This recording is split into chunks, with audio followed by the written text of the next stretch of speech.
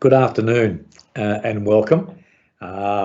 It's an absolute pleasure to have your company. We had 30 plus registrations this morning when I last looked, and I said to my wife and business partner Shane Nealon, this is like a walk down memory lane for me, because this is our 30th year in business, and I've always been passionate about best practices, whether it's psychometric testing, 360s, business disciplines.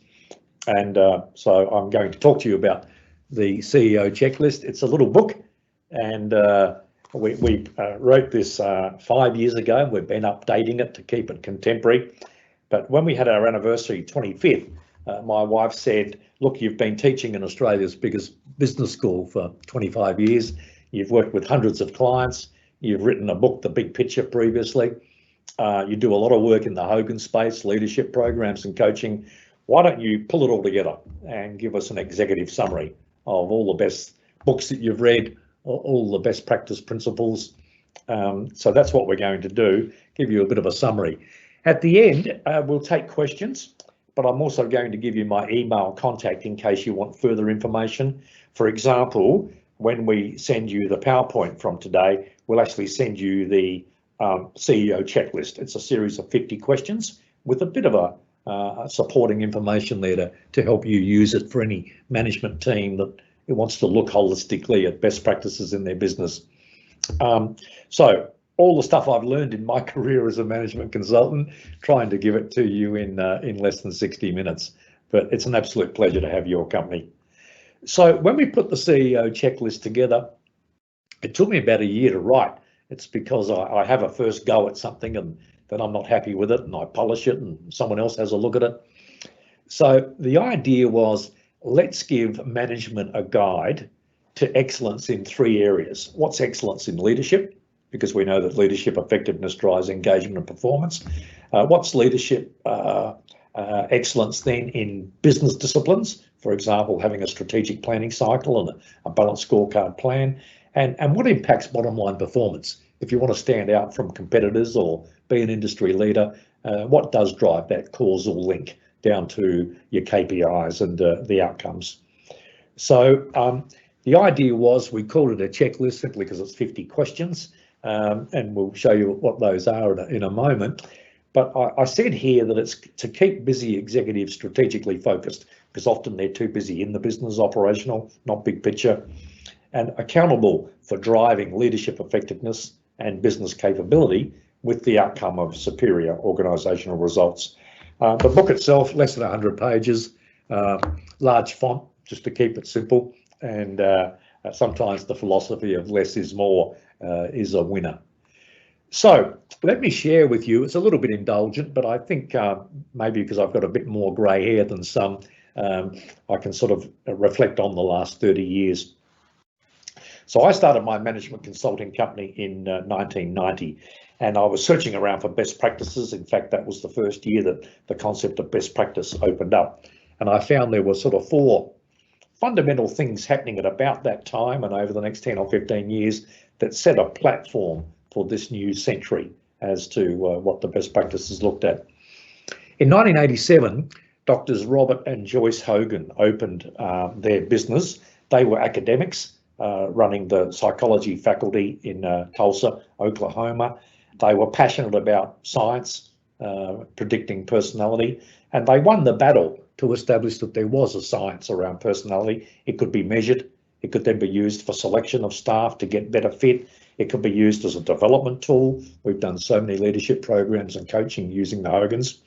And they started a journey. It began with the bright side, then we moved into the dark side, strengths becoming weaknesses, and the inside, idealised self, what you're looking for success in life and career. So we started understanding from the Hogans, and they were educating us. It's all about what do you want out of life, and then what are the likely behaviours that will help you or hinder you. So pretty cool concept that can be very, very useful in one's professional career and even outside of work as well.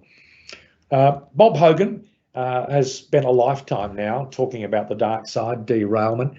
It's because that his HDS tool, the Hogan Development Survey, picked up when strengths can become weaknesses. It's a unique concept that a strength isn't always a strength. You've got to understand what are the negative connotations, and the best way of doing it is to get a 360 feedback. What do your co-workers think of you at work? But there's a lot of science between in the HDS, and it can impact one's efforts to get along, to get ahead. Bob was passionate about understanding the failure rate of leaders. He said it was about 50%, and I'll share some data there that I've got on that in a moment. And in winning the battle to establish personality as a science, in other words, the world of psychometric assessments, Bob opened the way for the development of the 360 tool. So you could then say, let's measure baseline personality to get the likely behaviour. Then let's measure the 360, which is your love note from work. What do 10 or 14 people think about you? So we had the why sitting below the waterline, the what, the 360 above the waterline, and give me those two sets of data and there's no place to hide. I always say we've got you. So the Hogans did an enormous, made an enormous contribution to the world of business psychology and helping thousands of organisations hire better people and develop talent. The second thing that happened in 1988, the American government established the Baldrige Business Excellence. It was named after Malcolm Baldrige, the Secretary of Commerce. He died in a rodeo accident, unfortunately, and they honoured him by naming the Business Excellence model. America was worried that they were no longer globally #1 for international competitiveness. They could see the Japanese and the Germans doing interesting things around total quality management. So the Baldrige Business Excellence model was the first excellence model of its type in the world, and it focused on 7 dimensions of an organisation. You can see them listed here. It's leadership, strategy, measurement, people, customers, operations and results were the drivers of your bottom line. Notice that the #1 one there is leadership. Now that immediately appealed to me because of Bob Hogan's work about the importance of leadership and the fact that 50% of the time people can derail. And here we had really a balanced scorecard. It was way ahead of Kaplan and Norton, who didn't arrive till the mid-90s with their book called The Balanced Scorecard. But even then, their book ignored leadership, which was #1 in the Baldrige. So that's always been a key takeaway from me, that leadership has the biggest impact on engagement, which in turn has the biggest impact on bottom line. And I've got a dot point there. It was the first business model to establish that causal link between leadership, people and business outcomes, the whole concept of employee engagement. A great business model, still a great tool today. There's even a version for education and a version for health, because those two are massive sectors in our economy. The third thing that happened was Daniel Goleman came along in the mid-90s. He didn't invent the concept of emotional intelligence, but he popularised it with his book. And he's been teaching at Harvard Business School. And the great breakthrough was, up until then, the popular literature was all around one form of intelligence, IQ. You know, the brain, the cognitive ability, the general mental ability. And we always thought that the only smart people in town were ones that had superior cognitive skill. Then along came, well, hold on, what about social skill? What about the ability to influence relationships, get connected, be engaging? And so now we had soft skills going with the hard skills. And then he's got this great quote that the success of a group is not determined by the IQ of its members, but by their EQ. So you're talking about functionality versus dysfunctionality, high engaging teams versus mediocre teams with silos. And even today, EQ is a key leadership competency in an agile environment. You've got to be able to take people with you. You've still got to make them feel valued and engaged, and keep them highly engaged. The fourth thing is we started seeing in the year 2000 that organisations like Gallup, Aon, Hewitt, to name some of the pioneers, and today we have Sirota and Glint and Culture Amp. The big global engagement survey providers established that employee engagement can be measured, and it's linked to retention, productivity, profitability, i.e. performance. So we started seeing that there was science around employee engagement. And now 9 out of 10 organisations will tell you they do use the engagement surveys. And what we find is 2/3 of employees are engaged, and so the benefit is retention and performance, and 1/3 are disengaged. And this is really costly because disengaged people tend to sort of work 9 to 5, don't put in discretionary effort. Some of them might have used their sick leave, or they're on the job market, just looking to leave. In other words, they've psychologically checked out to a degree. And the danger is that half of those disengaged people could be sharing their misery, drinking vinegar for breakfast, sucking lemons for morning tea. And then Gallup actually came out and said that 70% of the variance in engagement can be attributed to the team manager. So that then takes us back to Bob Hogan, the connection with the Hogans, use the Hogan personality assessment tools to measure leadership, get a baseline, add the Hogan 360. So it's all about measuring leadership effectiveness. And the great news is leadership can be learned. Our personality is not fate. So they were the 4 seminal pieces of work that informed my consulting practice, and I still think it informs most consulting practices today, where we're working with organisations around leadership and engagement and performance. This is a PBC, a Peterberry Consultancy thought leadership piece. We call it the LEAP model. Leadership is just an acronym: leadership, engagement and performance. So in any organisation, you've either got the CEO or executive team, or it could be a divisional team or business unit team. And I say that they're responsible for building 3 capabilities. Firstly, leadership capability. So you use Hogan's, you use 360s, leadership programs, coaching, because we want to enhance leadership effectiveness. We want to win the talent war and have the best leaders. I've also said there that leadership should be measured in terms of team effectiveness. You'll see in a moment a quote from Dr. Hogan: leadership is about results, teams deliver results, therefore judge the leader by the team. So we want to improve individual leadership effectiveness and team effectiveness. Then secondly, in the middle of the model, you've got to have strategic capability. So do you have your annual planning cycle? Do you think 3 to 5 years ahead, 1 year ahead? And in the coronavirus environment at the moment, with the economic impact, are we even doing 30-day plans, 90-day plans with a laser focus on what success looks like? It ought to be a balanced scorecard.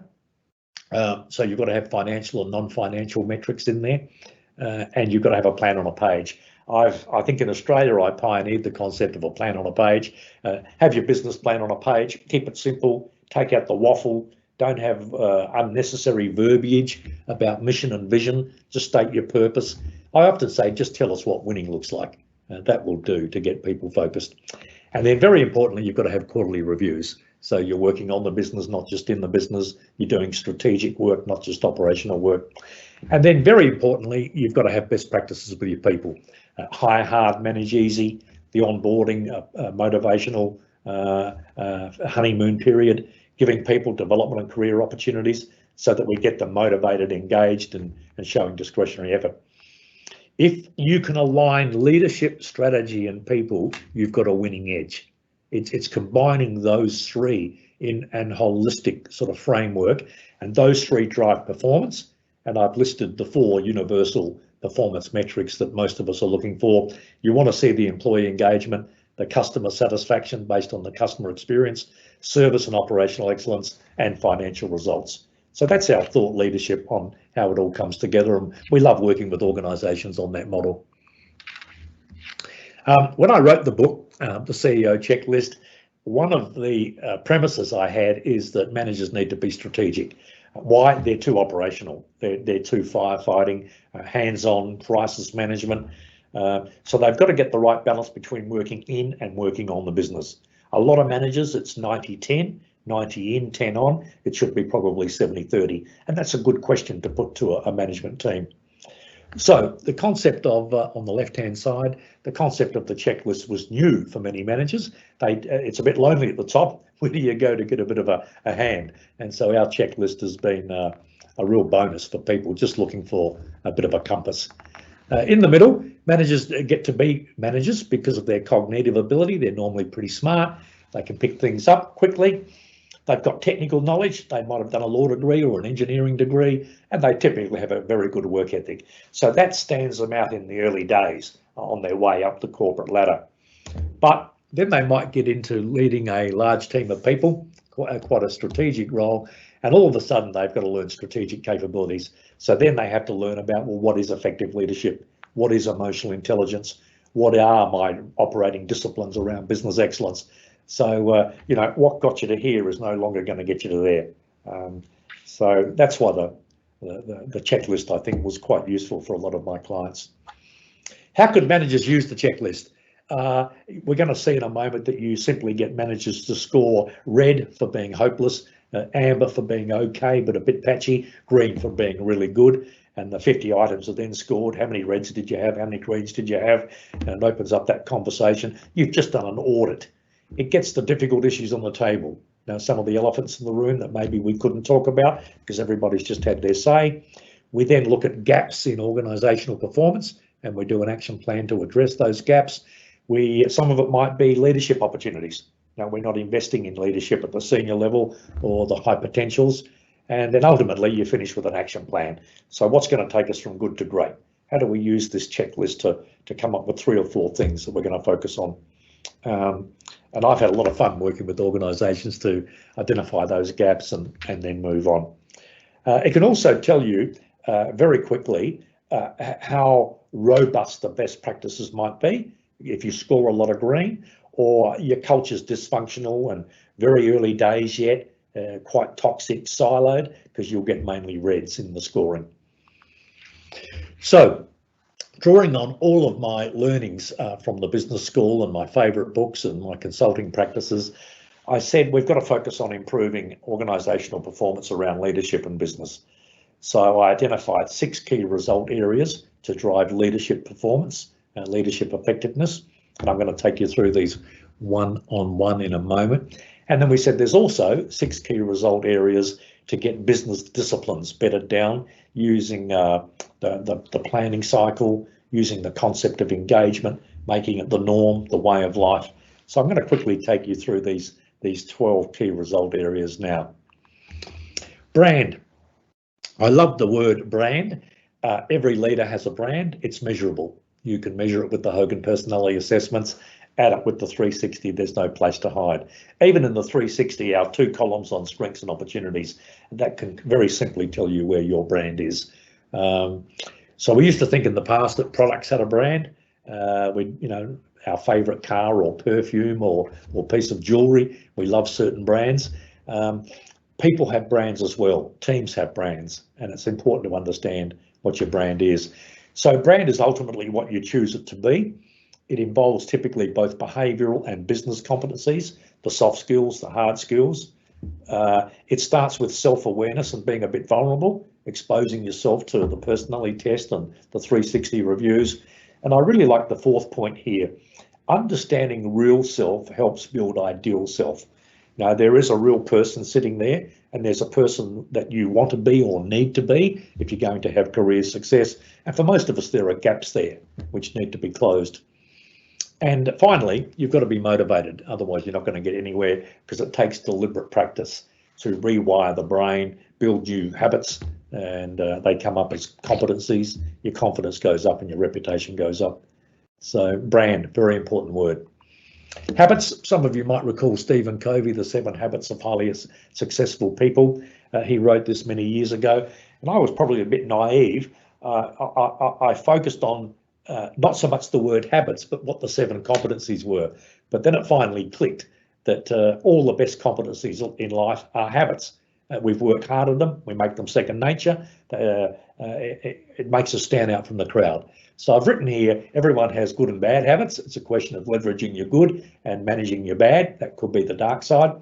The goal is to be both likable and capable. You've got to have that balanced set of soft and hard skills.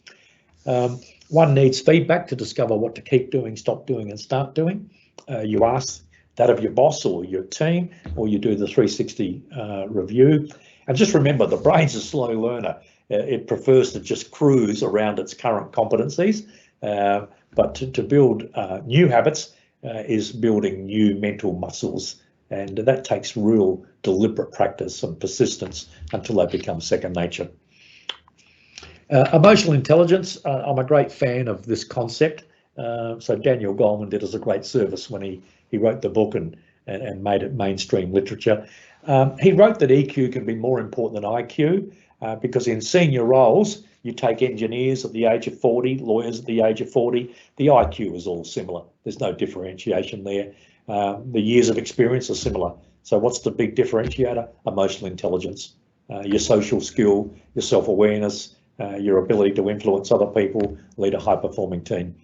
And the good news is EQ can be learned. So everybody has a natural level of EQ, but Daniel Goleman made it clear that EQ competencies can be learned. It may not come natural to me, but I've learned to make people feel valued. I prefer to work in the business, but I work strategically on key relationships so that there's friendliness with purpose, so to speak.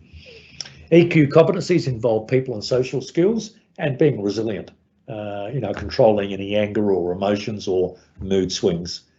So ultimately EQ gets people connected and you can be more influential. So EQ still very popular, and we find even with research between Hogan Personality and our Hogan 360, EQ is massively predicted with linked with getting a good 360 outcome.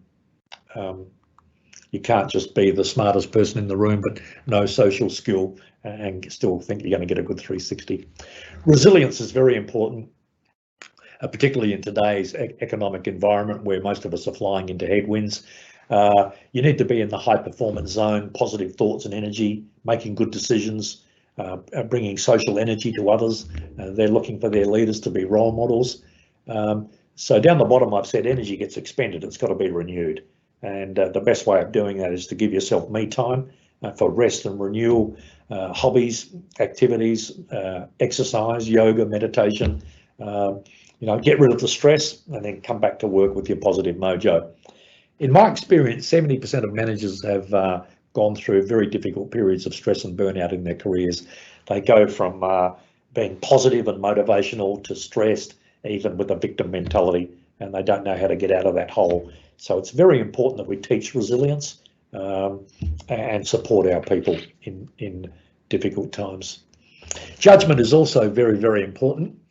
In our research, we found from a gentleman called Professor Nutt, N-U-T-T. He spent his whole life in academia in America looking at how many decisions organisations get right or wrong. His key conclusion was that 50% of decisions can end in failure. So if you think of a bad hire, have you ever seen a bad appointment? It looked good at the time, but 12 months later, we're pulling our hair out. Have you ever seen a failed marketing campaign? Have you ever seen us get strategy wrong? Procurement, appointing a subcontractor. So we've got to get the big decisions right because the big decisions can make or break an organisation. And you just have to look at Donald Trump, for example, at the moment. He's trying to get those decisions right, and you can decide for yourself whether he's doing a good job or not. On your biggest decisions, I've said here in point 2, risk management is crucial. What could go wrong? What's worst case scenario? What does someone else think? Should we call for more data? Don't just trust your gut feeling. Some of the key decisions are around strategy, staffing and operations and getting those decisions right. And then I finish with saying good judgment's not just an inherent trait, but rather a skill that can be developed. So like anything in life, leadership can be learned, leadership effectiveness can be improved. The same with good judgment. Just identify your big decisions, take your time, don't rush them, get input from others, do the risk assessment, the worst case scenario, and that will improve your good judgment going up rather than down. Then we've got high performing teams. Now I've got to give credit to Dr. Robert Hogan. He's a mentor and an inspirer for me. He is not only the greatest living business psychologist today, but he takes the science of psychology and puts it into business disciplines. I'll give you an example. He talks about leadership being about results. Teams deliver results, therefore judge the leader by the team. What a fantastic quote. He's had that quote going for 10 years and I passionately believe in it. It's the way we try to work with our clients to add value. So in the first quote there, I've got his thinking. Business is about results, teams deliver results, therefore measure the effectiveness of the leader by their team. So we have a high performing team assessment. We're very proud of our online assessment. It's as cheap as chips. You take an intact management team, they go online, assess the team, and then we can start planning with them on good to great or what the improvements are going to be. Many teams become dysfunctional. People hate working in a dysfunctional team. Just about every manager that I talk to says they can refer to a period in their career when they've had a dysfunctional cohort. The third dot point, the true test of a team is one team, one plan. Team success is more important than individual success. I'll say it again, that's a benchmark for a team. Group success, collaboration is more important than individual success. So it's important to get everybody on the same page. What does winning look like? Here's our one-page plan. And sometimes you try to identify what the strengths and weaknesses in the team are. You can do that with the online team assessment, or you can do it with a keep, stop, start discussion. So I've facilitated hundreds of conversations in teams. What does this team need to keep doing? Get everybody in the room to contribute. What does this team need to stop doing? Go around the table. What do we need to start doing? You know, cards on the table. And that then enables a development plan for that team. So when we measure leadership, we use personality, we use 360 and the high performing team assessment. And some of you would know that Patrick Lencioni, the 5 dysfunctions of teams, he called his book The 5 Dysfunctions of Teams because more often than not, teams have an element of dysfunctionality, and it just impacts on the engagement negatively and the performance negatively as well. The 6 disciplines in business. So all of my research when I was putting the checklist together said you've got to take leadership so seriously and measure it and improve it.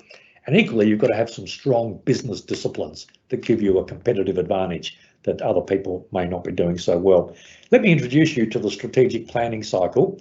And companies are still not doing this well today. I'm surprised that big businesses, multinationals, small businesses, they're just far too operational. So let me talk you through what a strategic planning cycle is. The strategic planning cycle is where your calendar of events for the year is mapped out, and you've got the executive retreat, normally for 2 days once a year.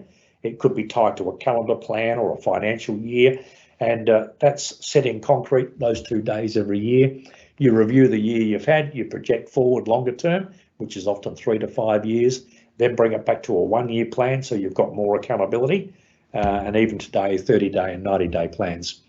You do a bit of team building. It could be Hogan personality assessments, 360s, team assessment, but hopefully not golf anymore or cooking classes. We want a little bit more rigor to the team building.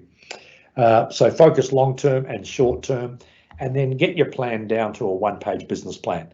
What does winning look like? It's an executive summary. It provides a laser focus, clarity, and it can be used then to drive the accountability. Then I want to see that you've got 2nd-tier plans.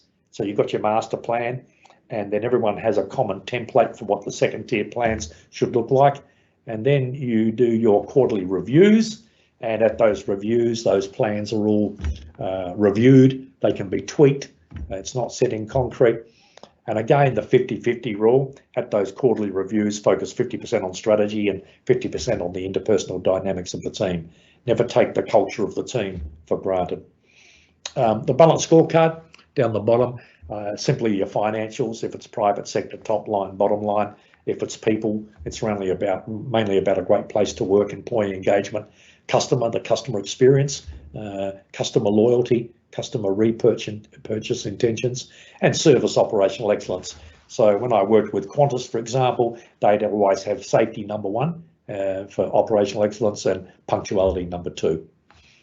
So the strategic planning cycle, it keeps an organisation strategic, not just operational, and then you can look at all of your meetings during the year and work out how much of those are wasting time and how we could tighten up and chair them more efficiently, because that can be a major barrier to productivity. Secondly, we want to talk about having a performance culture. A performance culture is where we've got highly engaged people, they're aligned with the KPIs in the organisation, and they're really motivated to deliver on the purpose of the organisation. So a performance culture, taking our culture seriously. So the second dot point, I've said values without behaviours are pretty much useless.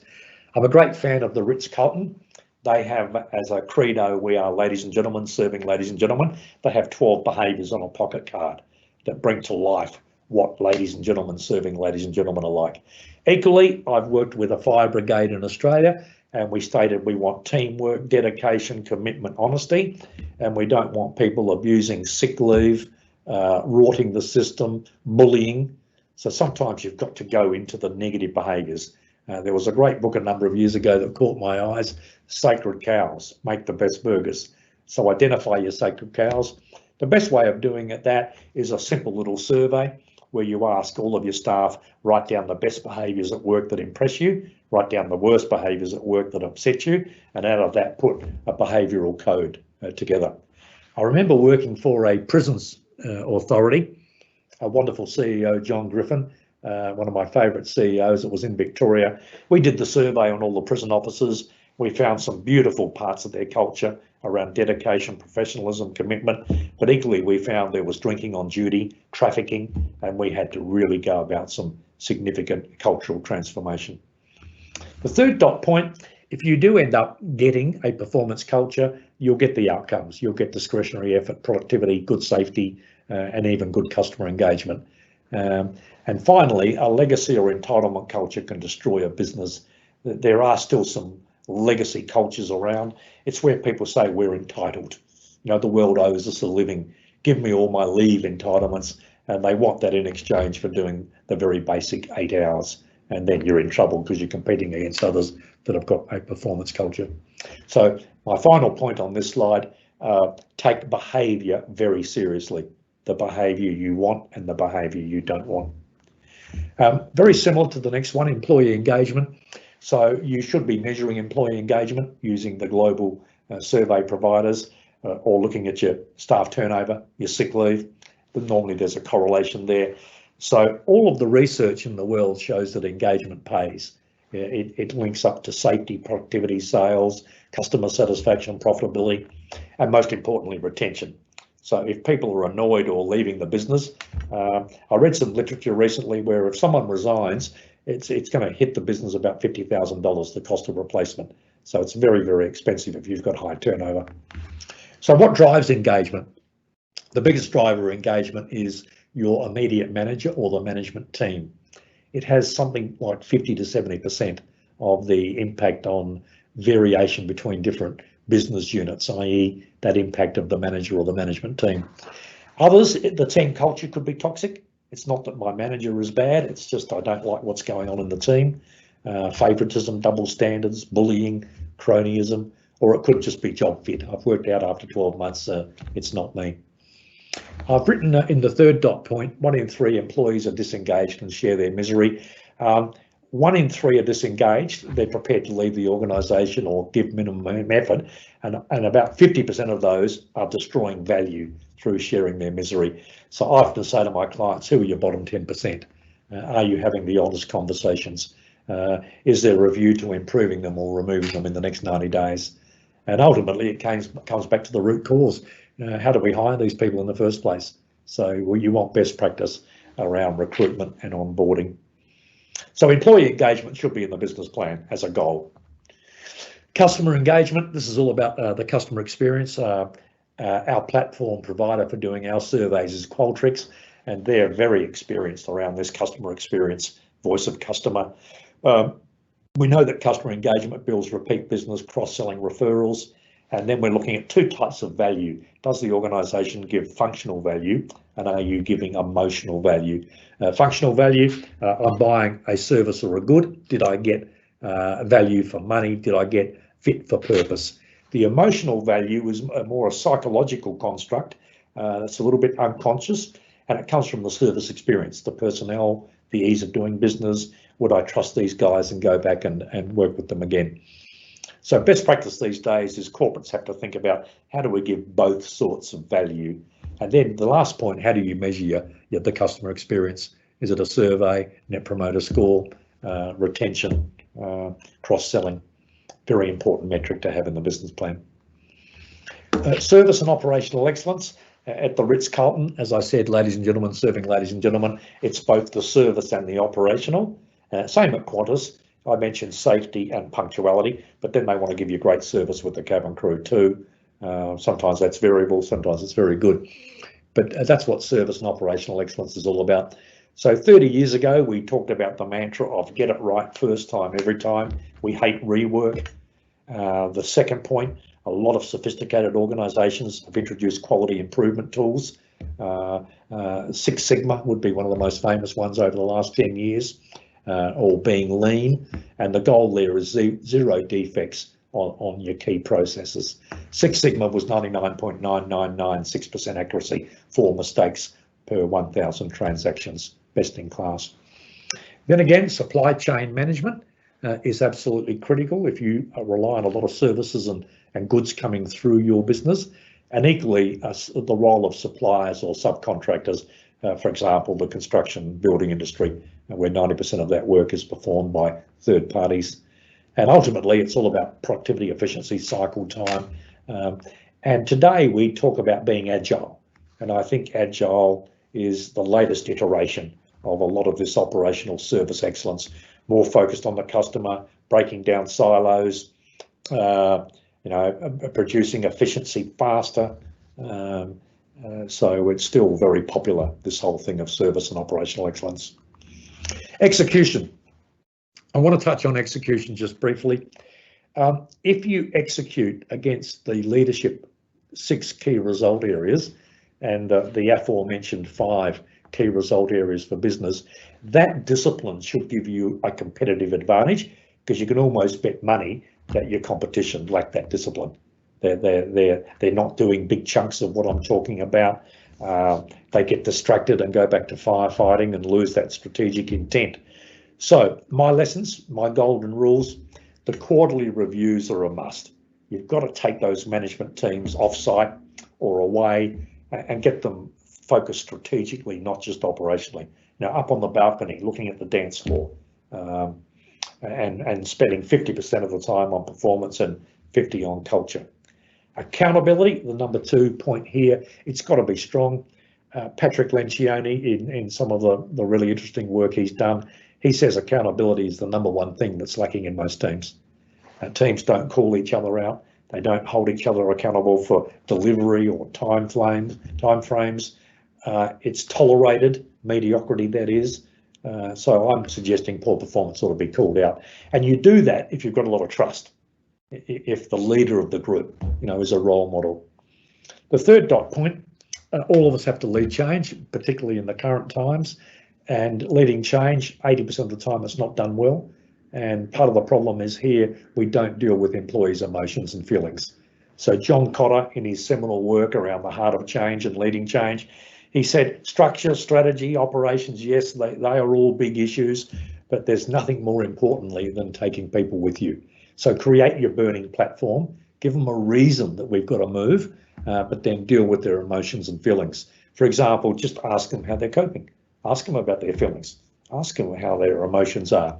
And you'll get a mixture of positive and negative, but it means, you're taking the pulse. You're close to your people. And then finally, execution is a form of competitive advantage when done better than the competition. I think that's very, very true. Okay, so thank you for persevering with me while we looked at the 6 key result areas for both leadership and business excellence. So just starting to sort of summarise now, the CEO checklist, it's a roadmap of best practices for achieving both leadership and business excellence. It can be used as an assessment tool by individual managers and management teams to identify where they're currently at, get the difficult issues on the table, identify some gaps or opportunities, think about what else we could do to build leadership capability to drive both business and employee engagement, and come up with an action plan.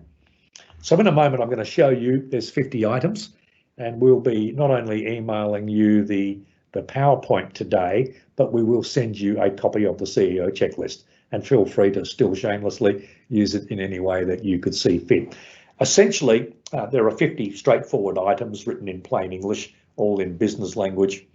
And we simply say, here's a statement. Would you rate your organisation as low on this competency or capability, which is red, medium, yellow, amber? We're sort of doing all right, but not best practice or not right across the whole enterprise. And green, we take this seriously and we're doing fairly well. So it normally takes about 10 minutes, believe it or not, for managers to score the checklist, and then I say add up how many reds you have out of the 50, add up how many greens you had out of the 50, and we'll put it up on the whiteboard or the butcher's paper. If you get more greens than reds, you're dealing with an organisation that has a pretty good culture. They're pretty sophisticated. There'll still be some reds and some ambers that go in their action plan, but you know straight away, just after 10 minutes, that you're dealing with a pretty sophisticated business. If you get more reds than greens, there's something that's wrong here, i.e. they're coming from a low base. Why is it that we're coming from a low base? Why aren't we doing these business excellence competencies that have been available to us for 10 years? It could be the culture's wrong. It could be that it's a new management team and they've inherited a basket case. But straight away, you know that we've got to really roll our sleeves up and get stuck into a lot of action planning. So a great little tool without having to go online and do any fancy assessment here. So I'm just going to flip through the document. It's a 2-page version and padded out with the key result areas. It's a 4-page version.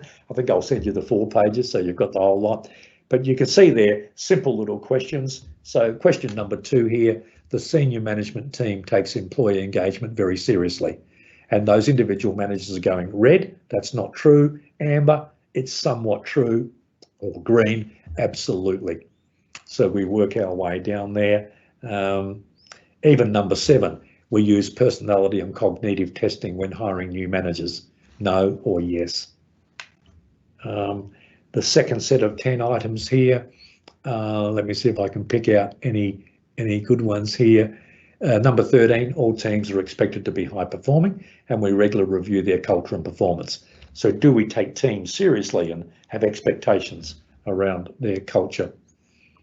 The third one here, number 21 is an important one. We have a rigorous strategic planning cycle in place.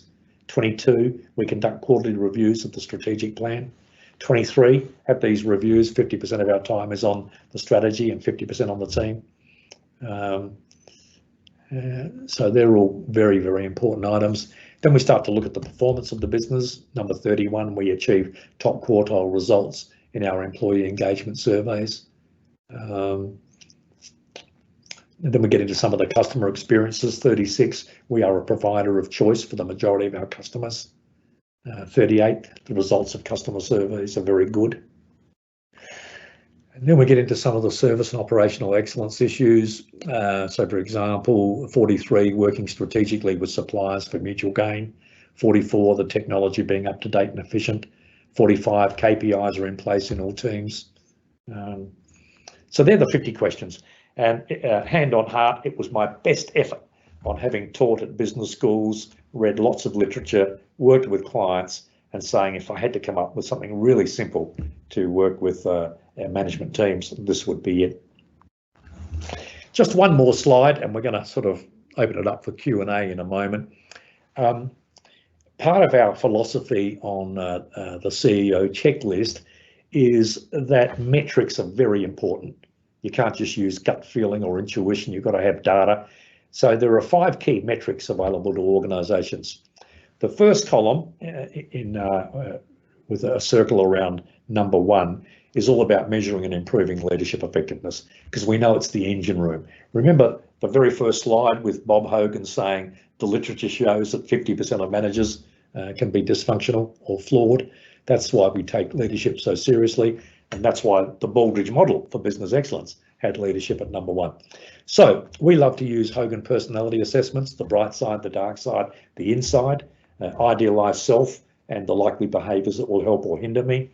We love joining it with the Hogan 360. We think those 2 tools are the gold standard in the world, and that's a fabulous place to start to measure leadership effectiveness and improve it.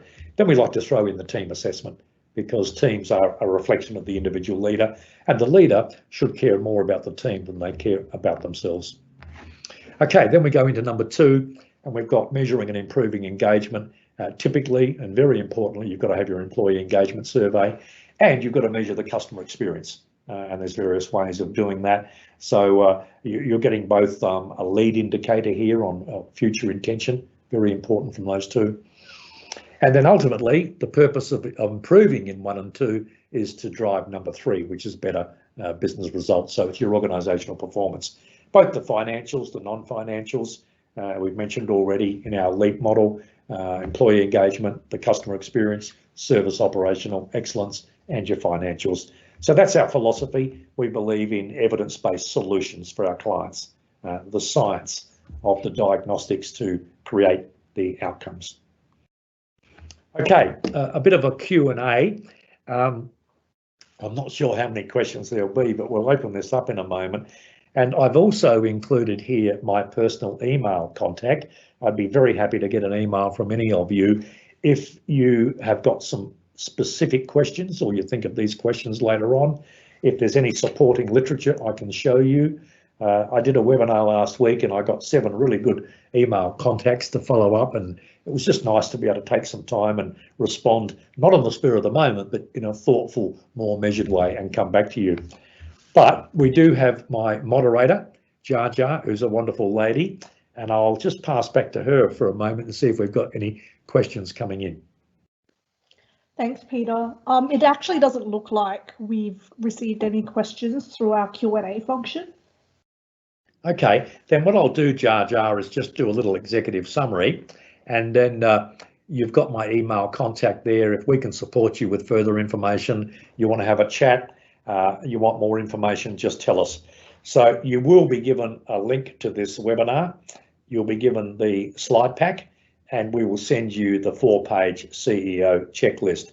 So my executive summary is the book, The CEO Checklist, was really our celebrating 25 years in business a number of years ago in response to the brilliant science that Hogan's have brought to the measurement of personality and behaviour, the Baldrige model, clearly establishing that leadership is the #1 driver of organisational performance, the importance of emotional intelligence. You know, just think that, 20 years ago, we thought there was only IQ, no EQ. What a radical transformation that has been around the social skill needed to get along, to get ahead and drive employee engagement.